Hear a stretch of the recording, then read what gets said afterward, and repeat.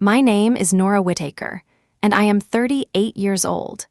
10 days after my father died, my mother set a cream-colored invoice on my kitchen table and told me a daughter should help carry the family through grief. The invoice was for the funeral reception she had ordered at the country club. The total was $8,740. She said it like she was asking me to pick up milk. The problem was in my purse. It was the morning newspaper, folded once, with my father's obituary circled in black pen.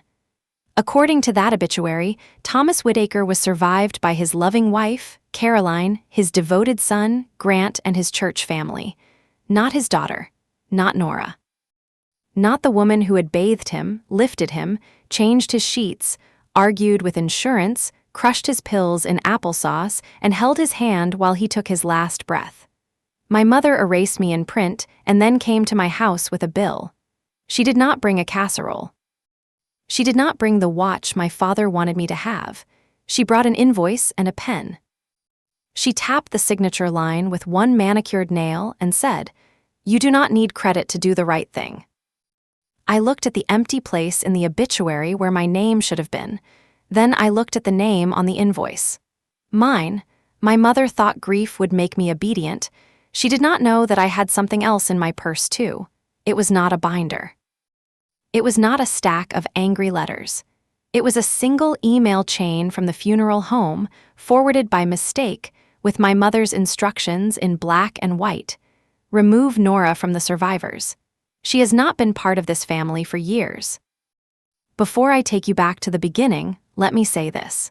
If someone has ever erased your work and then asked you to pay for the picture they painted without you, you already understand this story. And if you are listening while cleaning, driving, cooking, or trying not to think about your own family, stay with me, because the bill was not the worst part. The worst part was learning how long my mother had been preparing to make me disappear. I grew up in Cedar Glen, Pennsylvania, in a white house with green shutters and a porch swing my father kept promising to fix. My father, Thomas Whittaker, taught 10th grade history at the public high school for more than 3 decades. He wore brown cardigans, kept cough drops in every pocket, and remembered students by the small facts other adults forgot. My mother, Caroline, ran our home and our church hospitality committee with the same polished authority. She organized funerals, showers, meal trains, and every event that let someone say, "Caroline thinks of everything." That sentence was the air she breathed. My older brother, Grant, was her sunrise. He was allowed to struggle, forget, need help, start over, and still be called sensitive. I was the competent daughter. I did dishes without being asked, earned scholarships without parties, and learned that being useful could look a lot like being loved if you did not examine it too closely. Dad saw me better than anyone. He called me Nor, just Nor, like a private password. When Mom praised Grant for carrying one box while I cleaned the whole kitchen, Dad would catch my eye and wink. It was not enough protection, but it was proof that someone noticed. I left for college, built a life in Harrisburg, and became a hospice administrator. Hospice taught me that families reveal themselves at the bedside. Some people show up with steady hands, some show up with speeches, some show up only when there is an audience. For years, I still answered when my family called. I fixed Mom's online banking. I sent Grant money and called it a birthday gift. I drove home for Dad's knee surgery, Mom's church events, and every small crisis that somehow became mine because I was good with practical things. Mom accepted my usefulness the way she accepted weather. Convenient, expected, and not worth thanking. Dad started forgetting things the winter after I turned 36. He left the kettle on. He put the remote in the freezer. He called me one Tuesday to ask if I was coming for Sunday dinner, then laughed because he remembered I had not been invited in months. Under the laugh, I heard fear. I drove up that weekend and found him thinner, sitting by the window in a cardigan that hung off his shoulders. Mom said he was being dramatic about a little forgetfulness. When she went into the kitchen, Dad looked at me and whispered, "Something is not right, Nor." The diagnosis came after appointments, scans, and one neurologist kind enough not to hide behind soft words. Lewy body dementia. Progressive. Unpredictable. There would be good mornings, frightening nights, confusion, movement problems, and eventually more care than Mom could manage alone. Mom heard the last part and lifted her chin. "We will manage," she said. In the parking lot, she turned on me. "You do not have to turn this into one of your hospice cases." "He is not a case," I said. "He is Dad." "Then remember that I am his wife." That became the first line in a war nobody else could see. I tried to respect her role. I arranged pill boxes, safety bars, calendars, home health visits, and simple instructions. I called Grant and explained what was happening in plain language. He sighed and said work was impossible right now, which was his way of sounding sad without changing plans. By spring, Dad was waking in the night convinced he was late for school. Mom stood in the doorway and told him to stop this nonsense. I guided him back to bed and said, "It is summer break. You are not late." He would blink at me and ask, "Nor?" "Yes, Dad." "Good," he would whisper. "I hate being late." The first time he fell, Mom waited until morning to call me because she did not want neighbors to see an ambulance. When I arrived, his cheek was bruised purple and yellow. "You should have called emergency services," I said. "And have everyone know my husband was on the floor." He was on the floor, whether they knew it or not. After that, Mom stopped pretending I was helping and started calling it interference.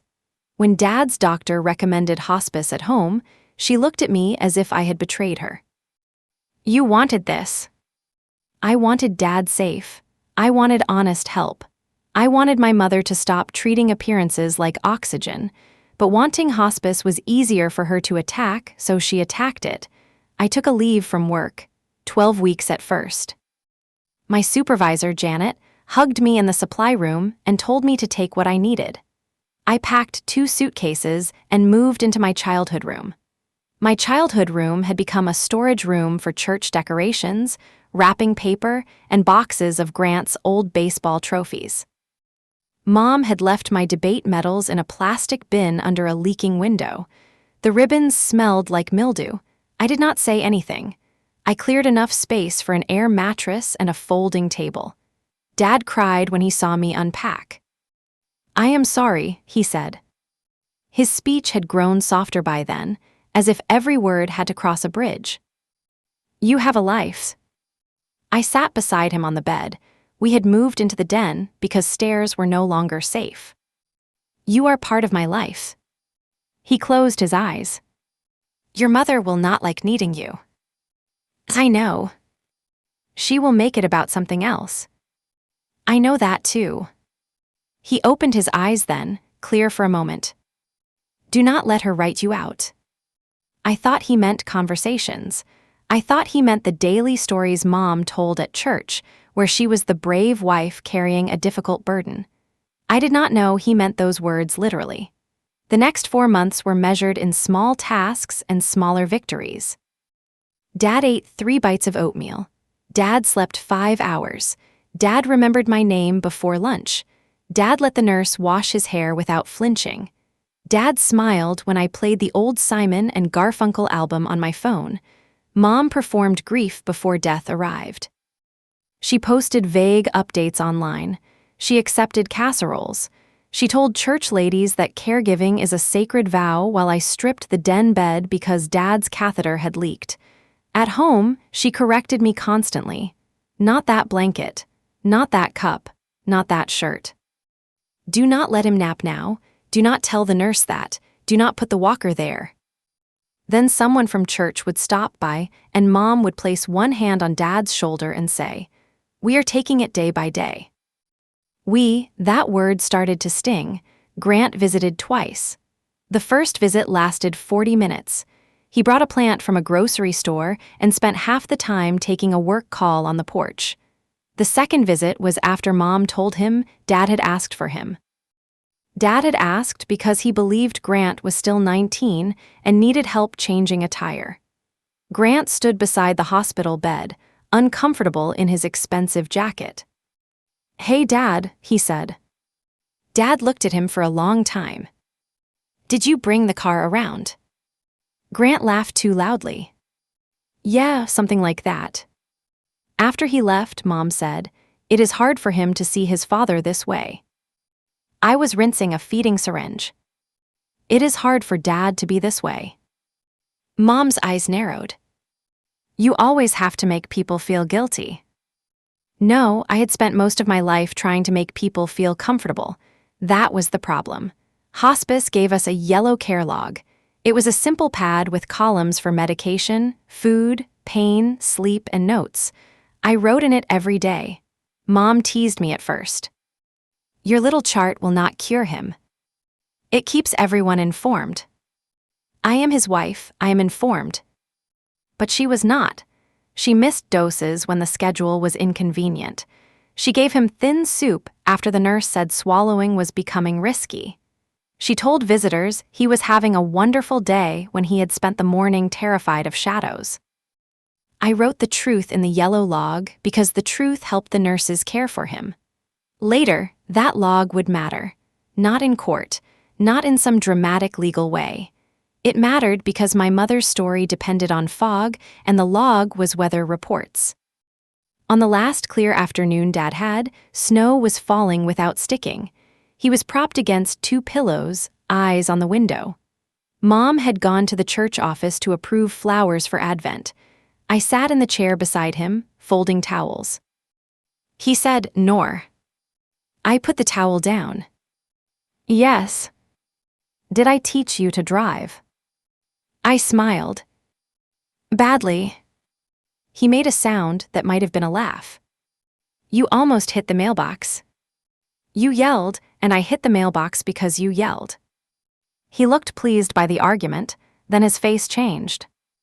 "I was not brave enough with your mother." The room went very still. I said, "Dad, you do not need to do this." "I do." His fingers moved on the blanket. I put my hand over them. "She likes a picture," he said. "A pretty picture, family all standing where she puts them." I swallowed hard. "I know." "I let her put you in the back." That hurt more than blame would have, because it was true and because he knew it. He turned his hand under mine, palm to palm. "Do not stand there after I am gone." I promised him. I did not understand the promise yet. 3 days later, he stopped eating. The nurse told us the body was letting go. Mom called Grant. Grant said flights were expensive that close to Christmas. I offered to pay. He said he would check. He did not come. Dad died at 4:20 in the morning on a Thursday, though in this file I will write it as words because numbers have a way of making death look neat. It was not neat. His breathing changed just after 3. The room smelled like lavender lotion, oxygen tubing, and the coffee I had forgotten on the side table.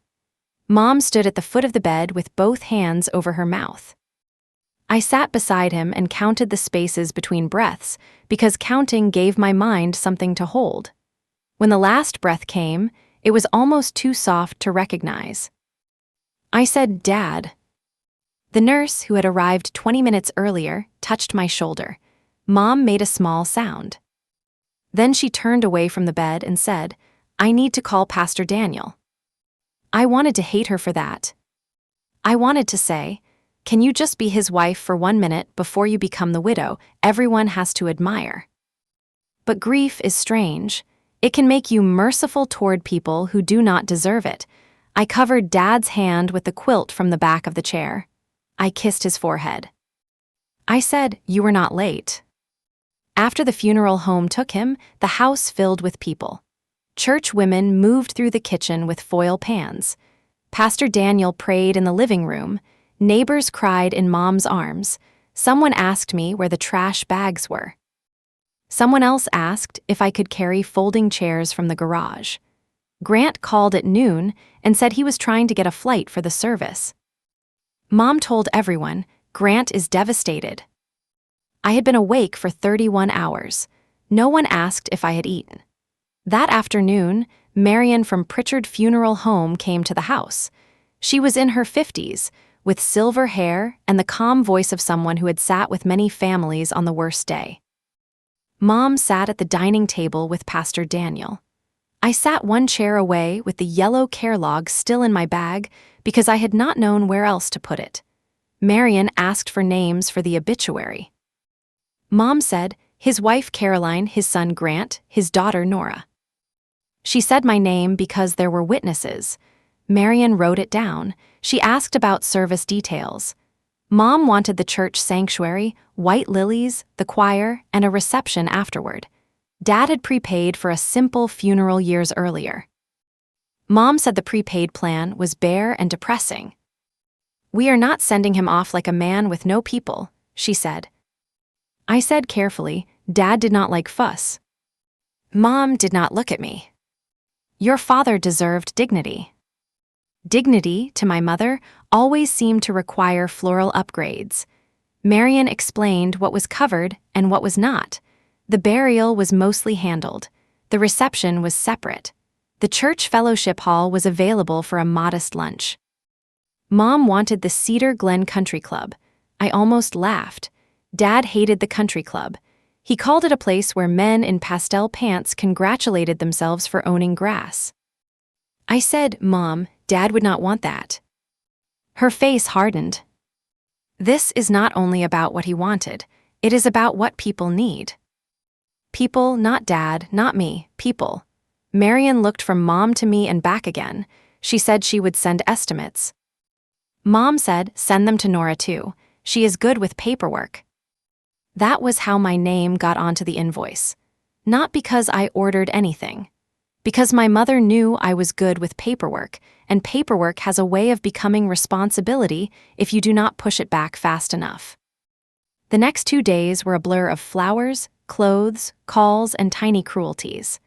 Mom asked me to find Dad's navy suit, then criticized me for choosing the wrong tie. Mom asked me to send photos for the slideshow, then removed half the photos with me in them because they were too casual. Mom asked me to write a short memory for the service program, then said it was too personal. Grant arrived the night before the viewing with a garment bag, a phone charger, and the exhausted air of a man who expected credit for showing up at all. He hugged Mom for a long time while people watched. Then he hugged me with one arm. "How are you holding up, kid?" "I am not a kid, but I let it pass." "I am tired." "Yeah," he said. "Mom said you have been intense about everything." There it was, the family translation. Care became intensity. Accuracy became criticism. Exhaustion became attitude. I said Dad needed a lot. Grant looked toward the den, where the hospital bed had already been removed. "Must have been hard on Mom." I stared at him. Yes, it was hard on Mom. He did not hear what I did not say. The obituary ran the morning of the viewing. I found out at Marty's Market, buying cough drops because grief had made my throat raw. The Cedar Glen Gazette was stacked by the register. Dad's photo was on the second page. A school portrait from years ago, cardigan, kind eyes, crooked smile. For half a second, I forgot to breathe because there he was, alive in ink. Then I read, "Beloved husband of Caroline Whittaker, devoted father of Grant Whittaker, cherished mentor, teacher, and friend. Survived by his wife, his son, his daughter-in-law by affection, his nephews, his cousins, and his church family." No, Nora, I read it again. There are some moments when your body knows before your mind does. My hands went cold. The cashier asked if I was okay. I folded the newspaper carefully because if I did not make my hands do something careful, I was afraid I would tear it in half. I bought 3 copies, one for proof, one because some wounded part of me wanted to see if the missing name changed in another copy, one because Dad had taught history and history should have records. I sat in my car with the papers on my lap while snowmelt slid down the windshield. My phone buzzed. It was Mom. "Where are you?" I typed back at the store. She wrote, "Hurry." People are arriving. People were arriving to mourn my father from a printed version of his life where I had been removed. At the funeral home, Mom was standing beside Dad's casket in a black dress and pearls. She looked elegant, fragile, and perfectly arranged. Grant stood beside her. A line of former students curved along the wall. I walked up to her with the folded newspaper in my hand. Why am I not in the obituary?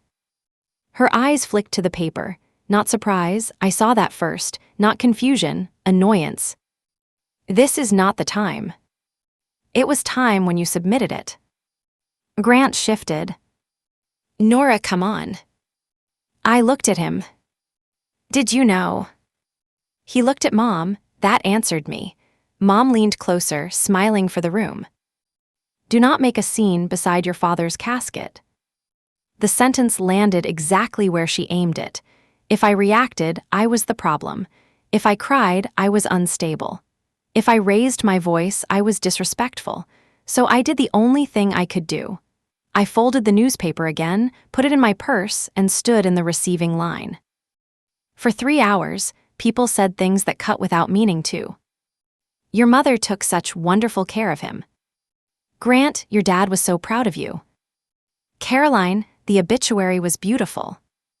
One former student, a woman about my age, stopped in front of me. You are Nora, right? I nodded. Your dad talked about you all the time. I almost broke then, not because my name was missing, because someone remembered he had said it. The service was the next morning. My memory of it comes in flashes. The choir, the smell of lilies, Pastor Daniel talking about service and faith. Grant reading a psalm in a voice that trembled just enough. Mom dabbing her eyes with a handkerchief. My own written memory was not in the program. The slideshow had 4 pictures of me left in it, all group photos where I could be mistaken for a cousin. I sat in the second row because Mom said the first row was for immediate family and there was not enough space with Grant's children coming. Grant's children did not come. They had a school event. Halfway through the service, I thought of Dad saying, "Do not stand there after I am gone." I was sitting behind my own family at my father's funeral. My body understood the promise then, but the service was not the place to keep it. After the burial, Mom held court at the graveside. People praised the service. They hugged Grant. They told me I had done a nice job helping my mother.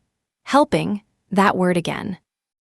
The reception at the church fellowship hall was modest because the country club event was scheduled for the following Saturday. I had not understood that until Marion quietly told me. Your mother wanted something smaller today and a larger celebration next week for those traveling in. Those traveling in meant people whose opinion mattered to her. Dad's actual funeral was for death. The country club reception was for reputation. I helped carry sandwich trays anyway. I poured coffee. I listened to Mom tell 3 women that the last few months had been the hardest season of her marriage. She did not mention that I had slept on an air mattress beside the den. She did not mention that I had missed work, pay, and my own life. She said, "A wife does what love requires." I set down the coffee pot before my hand shook. That night, after everyone left, I packed my suitcase. Mom stood in the hallway outside my childhood room. Leaving already? I folded a sweater. I need to go home. Of course you do. I have been here for months. She looked around the room, at the church boxes and Grant's trophies, and my air mattress half deflated. Nobody asked you to martyr yourself. I stopped folding. Dad asked me not to let you write me out. Her expression changed. It was fast, but I saw it. Fear, then anger. That is a cruel thing to invent. I did not invent it. Your father was confused. Not that day. Mom's voice dropped. You have always wanted a special version of him that belonged only to you. No, I wanted the true version. She stepped back as if truth were an odor. You are exhausted, go home. So I did. I drove back to Harrisburg with the obituary copies on the passenger seat and Dad's cardigan in a grocery bag. I had taken the cardigan from the laundry room because Mom said it smelled like medicine and she was going to throw it away. For 2 days, I did nothing useful. I slept. I cried in short, inconvenient bursts. I ate toast over the sink. I ignored texts from church women asking for photos. Grant texted once, "Mom is upset with you." I stared at the words until they blurred. Then I wrote back, "Dad is dead, Grant." He did not respond. On the 3rd day, an email arrived from Pritchard Funeral Home. The subject line was Celebration Reception Balance. I opened it because I thought it was information. It was a bill. $8,740 due by Friday at noon to confirm the country club reception. There were line items for carved roast beef, floral centerpieces, printed memory cards, audio-visual equipment, and a custom dessert table. At the bottom, under Responsible Party, was my name, Nora Whittaker, my address, my email, my phone number. I stared at it with the same cold hands I had felt in the grocery store. Then I saw the forwarded chain below the invoice. Marion had sent the bill to me, Mom, and the country club coordinator. But someone had forgotten to remove earlier messages. I scrolled. There was a message from Marion to Mom with a draft obituary attached. It listed Dad's survivors as Caroline, daughter Nora Whittaker of Harrisburg, son Grant Whittaker of Charlotte, and extended family. The next message was from Mom. "Please remove Nora from the survivor line." She has not been part of this family for years, and Thomas would not want family conflict included. My vision narrowed. There was more. Marion had written back, "I want to confirm this is intentional. Nora has been present for arrangements and care discussions." Mom replied, "Yes, do not include her. Grant remains the only child to be named." Then, in a separate message about the reception, Mom wrote, "Nora will handle the balance. She is better positioned financially and understands these things." Understands these things. As if understanding a bill meant owing it. I printed the email chain at the hospice office because my home printer was out of ink. The printer hummed in the quiet administrative room while my coworkers pretended not to notice my face. Janet came out of her office. "You do not have to be here." I needed the printer. She looked at the pages in my hand. "Hospice rule," she said softly. "Never read family email standing up." I laughed once, badly. Then I sat down and read it again. "Remove Nora. Nora will handle the balance." There it was, the whole story of my life with my mother in 2 sentences. Erase her when the family is being honored. Use her when the family is being billed. I put the pages in a red folder from the supply cabinet. Not navy blue, not anything dramatic, just a red folder because it was there and because I needed the evidence to be somewhere my hands could find it. That red folder became my line in the sand. I called Marion first. My voice was calmer than I felt. "I received the reception invoice. I did not order this event, and I am not the responsible party." There was a silence. Then Marion said, "I am sorry. Your mother told us you were coordinating payment." "She told you a lot of things." Another silence. "I saw the email chain," I said. Marion exhaled. "I was going to call you." "No, you were not." She did not argue. I asked what documents had my signature. None. I asked whether Dad's prepaid funeral plan covered the reception. No. I asked who signed the country club contract. Mom, I asked why my name was on the invoice. Because Mom had provided it as billing contact. Marion sounded genuinely uncomfortable. "I can correct the billing contact." "Please do." "Would you like me to remove your email from the reception communications?" I looked at the red folder. "No, leave me copied. I want to know what is being done in my name." After that, I called the country club. A cheerful coordinator named Leela answered. I explained the situation. She became less cheerful by the sentence. Your mother said you were paying as a gift to the family. Did I sign anything? No. Did I give a card? No. Then I am not paying. She said the balance was due Friday at noon, or the event would be reduced to the deposit already paid. The deposit, it turned out, had come from Dad and Mom's joint account. The upgrade was unpaid. The performance was expensive. The stage had not been funded. At 5 that evening, Mom rang my doorbell. She pressed twice, then knocked, as if my own house needed to answer faster. She stood on my porch in a camel coat, holding a leather folder. Grant was behind her with his hands in his pockets, already looking tired of a conversation he had not earned the right to be tired of. Mom walked to my kitchen table without waiting to be invited. A person sits at a table when she expects a signature. She opened the folder and slid the invoice toward me. I assumed this was a misunderstanding. Which part? The funeral home confused you with me somehow. No, I said. They did exactly what you told them to do. Grant sighed. Nora, can we not turn this into a fight? Mom removed me from Dad's obituary and put my name on her reception bill. That is already a fight. I am just finally attending it. Mom smiled the flat smile she used in public when she wanted to look wounded and reasonable. You were not removed. The obituary had limited space. It named his church family. That mattered to him.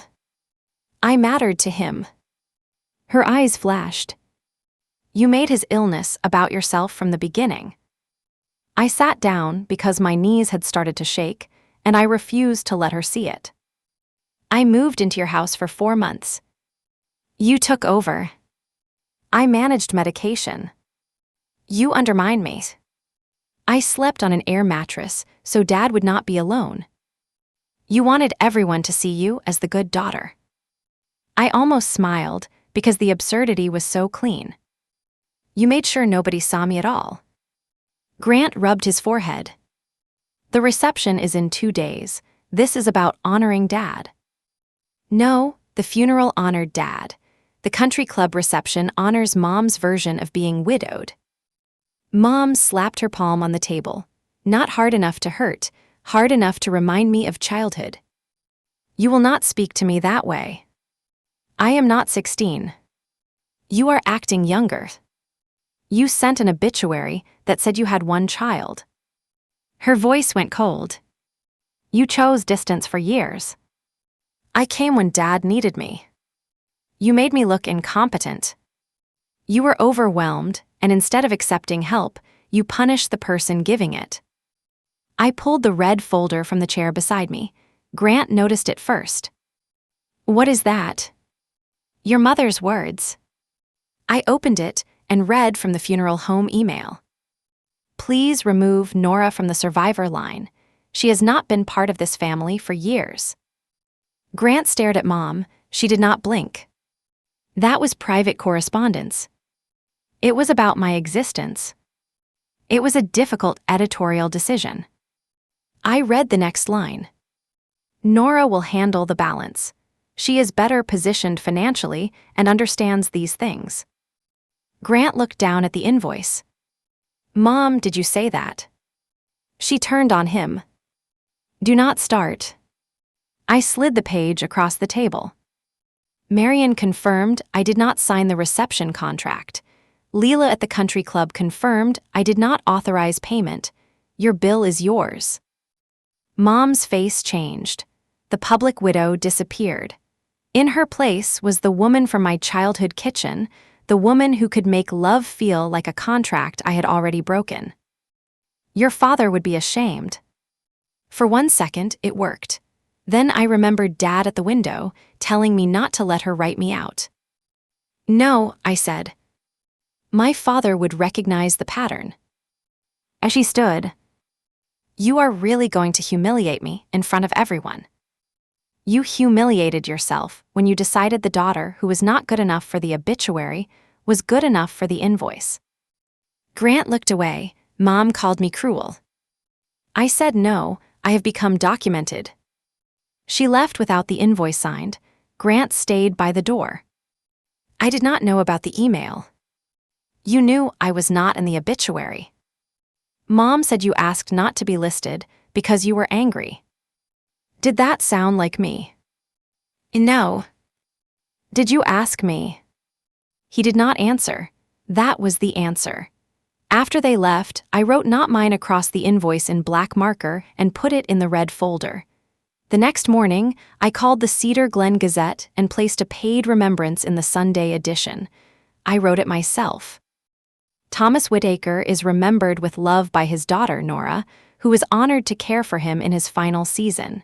He taught history, kindness, and the courage to tell the truth even when it trembles. Memorial gifts may be made to the Cedar Glen Hospice Comfort Fund. Then I added the line I needed most. He called me Nora. I paid with my own card, not $8,740, a fraction of that, enough to put truth somewhere my mother could not edit. At noon on Friday, the country club confirmed that the unpaid reception would be reduced to the deposit level unless Mom paid the balance herself. I said again that I had authorized nothing. That afternoon, Grant texted that Mom was saying the reception would be embarrassing because I refused to help. I wrote back, Dad hated the country club. He wrote, that is not the point. I wrote, it is exactly the point. Then he sent the family motto. You know how she is. I had heard that sentence after every insult, every forgotten birthday, every time Mom's behavior became my responsibility to absorb. This time I wrote back, yes, and now she knows how I am.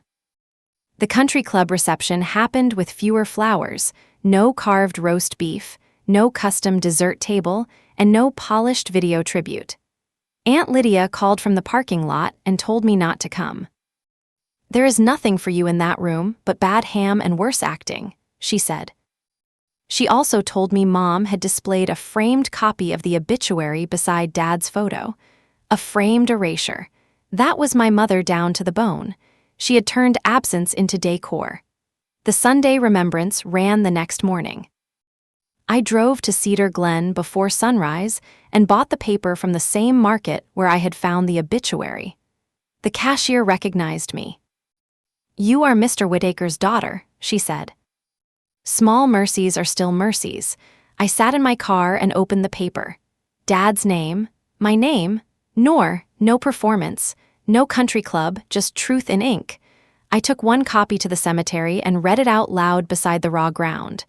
Wind moved through the bare trees. You are in print, I told him. So am I. That should have been the end. It was not. Mom left a voicemail saying she hoped humiliating her grieving mother had been worth it. Grant called and asked whether the remembrance was necessary. Yes, I said. Why? Because Dad asked me not to let her write me out. He went quiet. Did he really say that? Yes. When? 3 days before he stopped eating. I wish you had told me. I wish you had been there. The line landed, and for once I did not cushion it. The next invoice came from the florist because Mom had given them my address too. I called and removed my name. It felt strange to say no order could be placed under my name without written approval. As if my own name was a door that needed a lock, but that is what boundaries are sometimes. Not walls. Locks. A week after the remembrance ran, I went back to Mom's house for my things. I brought Janet from work with me because some houses can make you forget your age. The den was empty where Dad's bed had been. My childhood room was storage again. When I asked for the yellow hospice log, Mom said she had thrown it away because it was depressing. You keep grocery receipts for 3 years, I said. You did not throw away the care log. She looked at Janet, then at the red folder in my hand, and finally pulled a trash bag from the hall closet. Inside were Dad's cardigan, the yellow log, 2 framed photos, and my old debate medals from a bin under a leaking window. Trash. That was my mother's category for anything that made my version of the family visible. I took the bag without raising my voice. On the porch, she said, "You think papers make you a daughter?" "No," I said. "Showing up did that. The papers just prove who did not." The yellow log became part of the red folder. It was not dramatic. It was ordinary, which made it stronger. Nora administered medication. Caroline at church meeting. Thomas asked for Grant. Grant unable to travel. Nora slept in chair. Day after day, the quiet math of care. Then Aunt Lydia called with something I did not know. Dad had told her he wrote me a note and hid it where Mom never looked. I knew the place immediately. His old lesson plan boxes in the garage. Grant found the envelope 2 days later, with "For Nora" written across the front in Dad's shaky blue ink. He was uncomfortable enough to give it to Aunt Lydia instead of leaving it with Mom. I opened it at Aunt Lydia's kitchen table. The note was short. Dad wrote that he was sorry for the times he let quiet pass for peace. He wrote that I had been a good daughter before he was sick and a good daughter when he needed more than anyone should have to give. He wrote, "I knew who came into the room when I was scared. It was you." I copied the letter for the red folder and put the original in my fire safe. Some papers are not evidence. They are anchors. 3 weeks after the funeral, Pastor Daniel called. Mom wanted a reconciliation meeting. She had told him there had been conflict around expenses and public statements. She had not told him she removed me from the obituary. She had not told him she put my name on the country club bill. I said I would meet only if Marion from the funeral home attended and only if the purpose was clarity, not pressure. Grant could attend. Aunt Lydia could attend. No church committee. No surprise relatives. No prayer circle. The meeting was set for Friday evening in the church library. Mom thought she had arranged a soft ambush. She did not know I had stopped walking into rooms unprepared. I chose 5 items for the red folder: the published obituary, the funeral home email chain, the reception invoice with my name, the yellow care log summary, Dad's letter. Too much paper lets people call truth obsession. Enough paper makes denial work harder.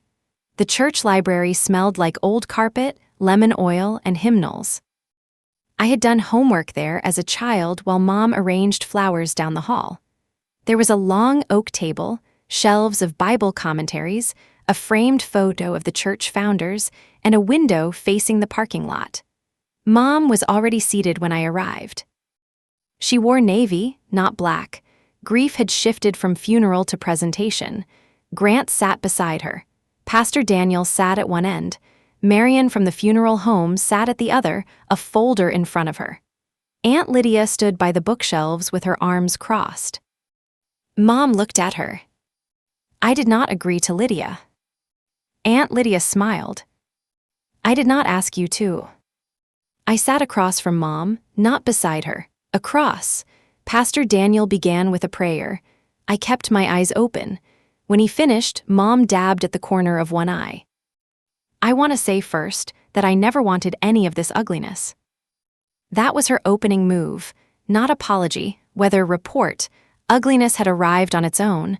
I said nothing. She continued. I lost my husband. I was overwhelmed. Decisions had to be made quickly.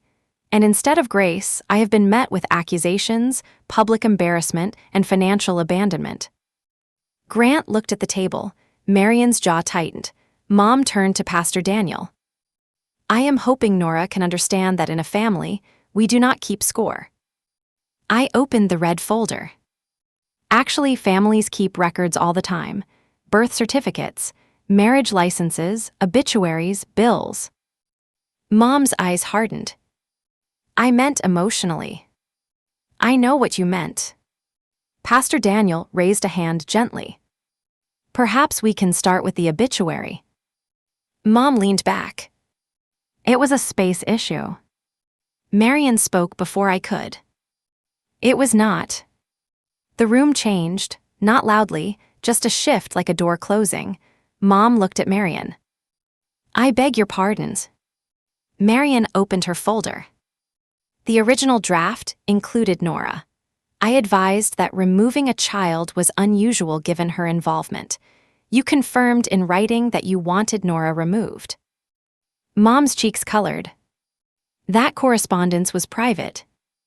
I said, "You keep saying that as if privacy makes it less true." She turned to me. "You had made your relationship with this family strained. I was the primary caregiver. You appointed yourself. Hospice listed me because I was the person answering the phone. You wanted control. I wanted Dad safe." Grant finally spoke. "Mom, why did you tell me Nora asked not to be listed?" Aunt Lydia's eyebrows rose. Mom looked at Grant as if he had betrayed her by asking the first obvious question of his life. "You were grieving. I did not want to burden you." He blinked. "With the truth." She looked away. I pulled out the invoice. "Then there is this." Pastor Daniel adjusted his glasses. Mom's voice sharpened. "That reception was for your father. That reception was at a country club Dad disliked, with food he would have called fancy nonsense. It was for the community. It was for your image. You do not get to decide what comfort I needed." "No, but I get to decide what bills I pay." She leaned forward. "You had the means." There it was, not grief, means. I looked at her. So did Grant. Grant's head came up. Mom snapped, "Your brother has obligations." I had obligations too. I met them in Dad's room. Mom's hand closed around her handkerchief. "You are punishing me because you were not praised enough." I almost answered fast, then I stopped. The old rhythm wanted me hurried, defensive, pleading to be understood. I slowed down. "No," I said. "I am refusing to fund the version of the story where you were alone and I was absent." Pastor Daniel looked at Mom. "Caroline, did you provide Nora's name as billing contact?" Mom said nothing. Marian answered. "Yes." Mom's voice rose. "Because Nora handles practical things, everyone knows that." I nodded. "Yes, I handled practical things: medication, oxygen deliveries, insurance calls, night terrors, the funeral home intake, the missing death certificates, the things that did not fit into your sympathy posts." Mom stood so quickly her chair scraped the floor. "Enough." I stood too, not to match her anger, to stop looking up at it. She pointed at me. "You think being in that house for a few months makes you more important than a wife of 40 years. No, I think being his wife did not give you the right to erase his daughter. He was my husband. He was my father.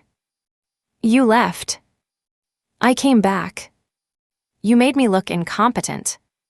You were overwhelmed, and instead of accepting help, you punished the person giving it." Her face twisted. "Your father would hate seeing you attack me."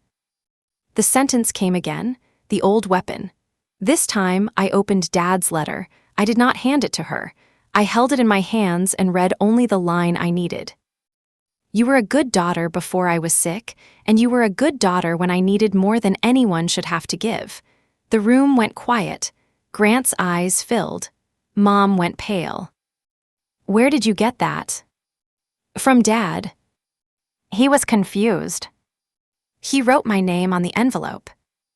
"That was private." I looked at her for a long second. "No, private is what you say when you are ashamed someone found the truth before you could throw it away." Aunt Lydia made a soft sound, maybe approval, maybe grief. I put the letter back in the folder. Then Mom said the sentence that revealed the whole foundation. "You always needed to be named." I felt every year of my life line up behind me: the scholarship interview, the church salads, the caregiving, the obituary, the invoice, the trash bag. My voice did not shake. "No, Mom, I needed not to be deleted." She sat down, not because she agreed, because there was no graceful posture left. I picked up the invoice and placed it in front of her. "This is yours." She stared at it. I cannot cover all of it now. Then you should not have ordered it. We were honoring your fathers. You were renting witnesses. Grant whispered, Nora. I looked at him. Was I wrong? He looked at the invoice, then at Mom, then back down. No. That one word moved something in the room. Mom heard it too. Her face crumpled, but not into remorse, into rage that had lost its audience. Pastor Daniel said softly, Caroline, I think there are apologies that need to be made. Mom laughed, sharp and broken. To me, yes. I closed the red folder. No. Then I said the sentence I had come to say, though I did not know it until it left my mouth. You do not get to erase me as his daughter, and bill me as his daughter in the same breath. Nobody spoke. That was the moment, not because everyone clapped. Real life does not always clap. It was the moment because the sentence entered the room and did not leave. I turned to Marion. Please confirm for everyone here that I am not financially responsible for the reception or any related charges. Marion nodded. Nora did not sign any contract or authorize payment. She is not responsible. I looked back at Mom. If any vendor contacts me again for your expenses, I will send them the same documentation. If you tell people I refuse to pay for Dad's funeral, I will correct them with the same documentation. If you use my name on another bill, I will treat it as fraud, not family confusion. Mom stared at me. You would do that to your mother. I said, you already did what you were willing to do to your daughter. Then I performed the irreversible action. I took the framed obituary from the tote bag at my feet. I had removed it from the country club display when Aunt Lydia gave it to me after the reception. I placed it on the table between us. Mom's eyes widened. That is mine. No, I said. This is the lie you framed in public. I slid it toward her. You can keep the frame. Then I placed the Sunday remembrance beside it. This is the truth I paid for. I picked up the framed obituary, opened the back, and removed the newspaper clipping. My hands were steady. I tore it once, not into confetti, not theatrically. Just once, through the line that named Grant as the only child. Mom gasped as if I had damaged Dad. I had not. I had damaged her version. I put the two halves on the table. That is the last copy of that obituary that will ever hang near me. Then I picked up my folder and walked out. Aunt Lydia followed first, then Marion, then, after a long moment, Grant. In the hallway, he said, Nora, wait. I stopped near the coat rack where I had hung choir robes as a teenager. He looked shaken. I am sorry. This time, it sounded less like discomfort and more like understanding. For what part? He rubbed both hands over his face. For not asking, for letting her tell me what happened, for making you the intense one because it was easier than seeing what you were carrying. I nodded. I could have softened it for him. I did not. Thank you. He looked toward the library door. What happens now? Now Mom pays her own bills. I mean with us. I looked at my brother, the family sunrise, older now, dimmer, finally seeing the room without Mom's lighting. I do not know, but it will not be built on pretending.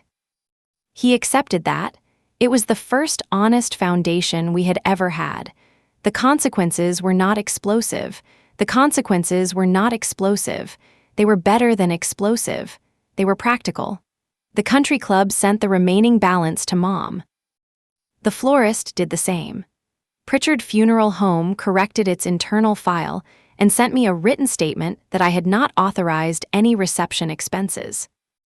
Pastor Daniel did not preach about it, but when people at church repeated that I had refused to pay for Dad's funeral, he said, "That is not accurate."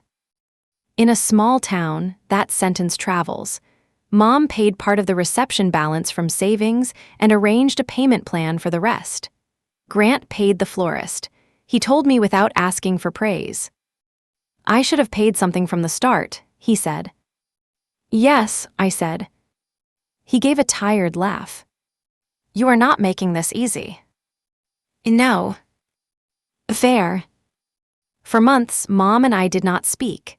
She sent one letter, 3 pages about grief, misunderstanding, tone, public embarrassment, and how daughters should not judge mothers until they have been wives. It did not contain the words, I removed you. It did not contain the words, I was wrong. I put it in the red folder under a tab labeled after. The folder did not feel like anger anymore. It felt like a doorstop holding open the space between what happened and what she wanted to call it. In May, the Hospice Comfort Fund sent me a note. Donations in Dad's memory had bought new recliners and soft blankets for family rooms. Former students had given. Aunt Lydia had given. Marable from church had given. Grant had given. Mom had not. That was fine. The fund did not need her name to be real. I visited the hospice center on a rainy Thursday and saw a small plaque on the wall, in memory of Thomas Whitaker, teacher, father, and friend. I touched the word father.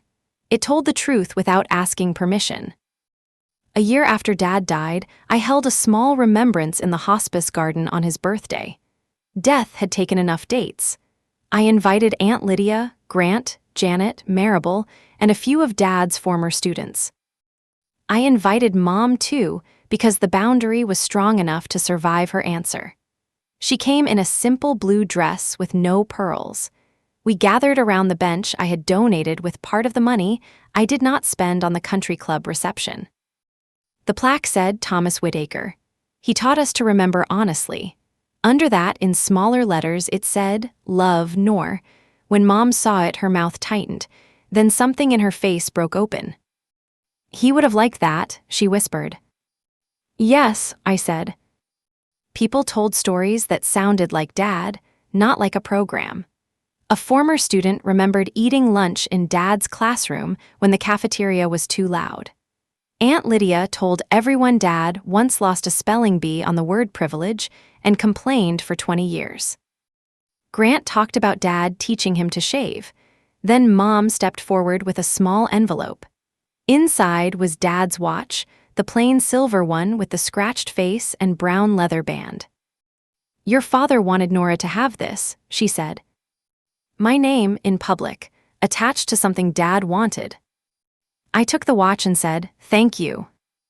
It did not erase the grocery store, the funeral, the trash bag, or the church library. But it was an accurate sentence in front of witnesses. Sometimes repair starts that small. Later, at the edge of the parking lot, Mom admitted she had been jealous of how calm Dad became when I entered the room. I did not comfort her out of the truth. Jealousy was a feeling, I said. The email was a choice. She closed her eyes. Yes. Putting my name on the bill was a choice. Yes. Throwing the log and his cardigan in a trash bag was a choice. Her eyes were wet. Yes. That was accountability, not enough to rebuild the house, but enough to mark the ground. We agreed to coffee once a month in public. No money, no family business, no rewriting. She said it sounded like a contract. It is a boundary, I told her. I suppose I have not known the difference, she said. No, I said. You have not. I do not want to give you the wrong ending. My mother did not become a different person because I had documents and one clear sentence in a church library. Grant did not become a perfect brother because guilt finally found him. My father did not come back. The obituary did not unprint itself. There is still a framed copy somewhere in my memory with my absence displayed like truth. But the story changed where it needed to change. It changed in me. I stopped treating visibility as something I had to earn by being useful. I stopped paying emotional invoices for rooms where my name had been removed. I stopped accepting the family rule that the person who tells the truth is the one making the mess. Dad's watch sits on my desk now.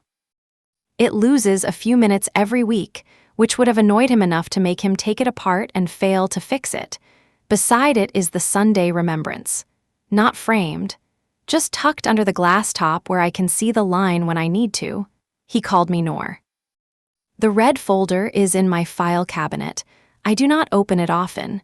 Its job was never to keep me angry.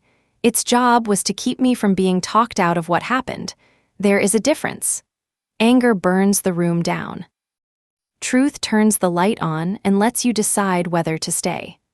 The last time I visited Dad's grave, I brought coffee, black with too much sugar, the way he drank it when Mom was not looking. I sat on the grass and told him about the bench, the watch, Grant's awkward honesty, and Mom learning the shape of a boundary. Then I told him the part I think he would have cared about most. I did not stand in the back. Wind moved over the cemetery.